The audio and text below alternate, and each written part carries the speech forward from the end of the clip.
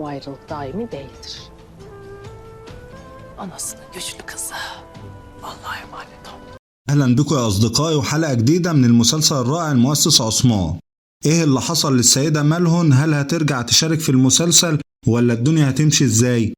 من بداية الموسم السادس ما ذكرش عثمان ولا أبنائه اسم ملهون لأي سبب أو بأي شكل من الأشكال، بالعكس اتصرف كاتب السيناريو وكأن الشخص ده مش موجود. حتى في الحلقة اللي فاتت اتصرفت بالا كما لو كانت فاطمة بنتها، مش بس بالا لأ، كله بيتعامل إن بالا هي أم فاطمة وأروهان. وبصراحة اتفاجئت يا أصدقائي في الحلقة اللي فاتت تم حذف السيدة ملهون في المسلسل وبالا بتتصرف كأنها أم فاطمة وأروهان الحقيقية.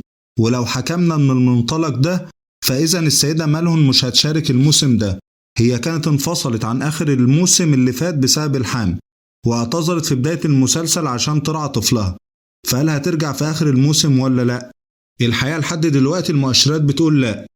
أنا كمان يا أصدقائي توقعت في مشهد خطف فاطمة إن السيدة بالا تقول فاطمة أمانة ملهون ليا، لو حصل لها شيء هعمل إيه؟ هقول إيه لملهون لما أشوفها أو لما ترجع؟ لكن بالعكس في تجاهل تام لشخصية ملهون اللي من المؤشرات ديت مش هتشارك الموسم السادس. وصلنا هنا لنهاية الفيديو، نشوفكم في الفيديو الجاي إن شاء الله.